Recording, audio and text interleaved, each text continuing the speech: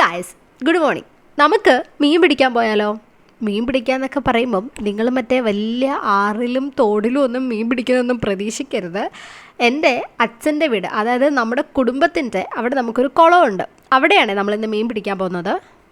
പിന്നെ കുടുംബം എന്ന് പറയുമ്പം നമ്മുടെ വീട്ടിൽ നിന്ന് നേരെ ഇറങ്ങി ലെഫ്റ്റിലോട്ട് നോക്കുമ്പം ഒരു വെള്ളയും ബ്ലാക്കും പെയിൻ്റ് അടിച്ചൊരു ഗേറ്റ് ഉണ്ട്. അതാണ് നമ്മുടെ കുടുംബം. നമ്മുടെ വീട്ടിൽ നിന്ന് നോക്കിക്കഴിഞ്ഞാൽ കാണാൻ പറ്റും. ഈ കുളം നമ്മുടെ ബാക്ക് സൈഡിലാണേ. ഇവിടെയാണ് നമ്മൾ മീൻ പിടിക്കുന്നത്. ഇത് കണ്ടോ, ഈ നടുക്ക് നിൽക്കുന്ന ഞാനാ, പിന്നെ എൻ്റെ 2 ചേട്ടന്മാരും. പിന്നെ എനിക്ക് കുറേ കസിൻസ് ഉള്ളതുകൊണ്ട് നമ്മളെല്ലാവരും കൂടെ വെക്കേഷൻ സമയത്ത് ഈ കുളം ഇങ്ങനെ മീനൊക്കെ പിടിക്കായിരുന്നു, കുളമൊക്കെ വറ്റിച്ചിട്ട്.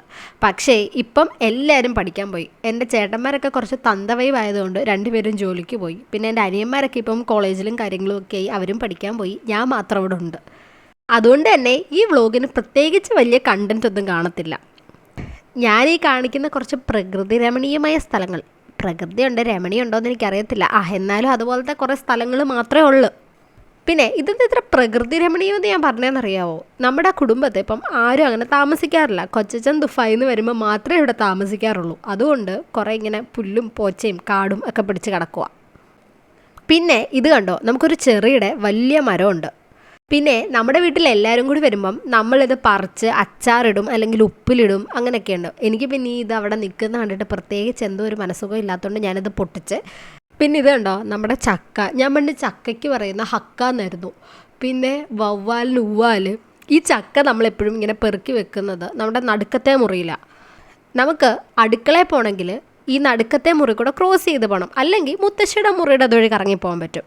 പക്ഷേ മുത്തശ്ശിയുടെ മുറിൻ്റെ അവിടെ കുറച്ച് ഇരുട്ടായതുകൊണ്ട് ഞാൻ നടുക്കത്തെ മുറി കൂടെ പോകുന്നത്. പക്ഷേ എനിക്കതും ഭയങ്കര പേടിയാണ്. ഈ ചക്ക അരിപ്പെട്ടിയൊക്കെ അവിടെ ഇരിക്കുന്നുണ്ട്. ഞാൻ നമ്മുടെ ഹോളിൽ നിന്ന് ഒറ്റ ഓട്ട നിൽക്കത്തില്ല, പറക്കുക ഡൈനിങ് റൂമിലോട്ട്. ഡൈനിങ് റൂം കഴിഞ്ഞിട്ടാണ് അടുക്കള. അയ്യോ, അതെനിക്ക് ഇപ്പോഴും ഒരു മെമ്മറിയാണ്. ഇങ്ങനെ പേടിച്ചെന്ന് ഞാൻ നടുക്കത്തെ മുറി കൂടെ ഓടുന്നത്.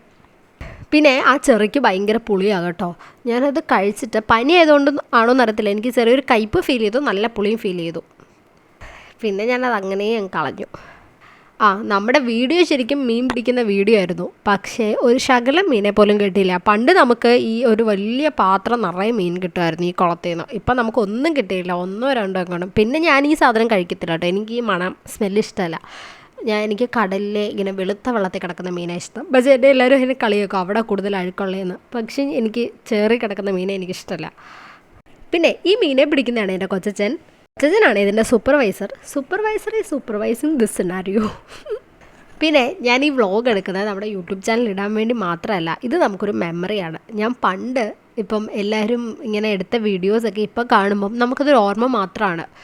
ഇത് കുറേ നാളും കൂടെ കഴിയുമ്പോൾ ആരും കാണത്തില്ല. ഇപ്പം ഞാനെങ്കിലും ഇവിടെയുണ്ട്, കുറച്ച് നാൾ കഴിയുമ്പോൾ ഞാനും കാണത്തില്ല. ഇതെല്ലാം നമുക്കൊരു മെമ്മറി മാത്രമായിരിക്കും അല്ലേ.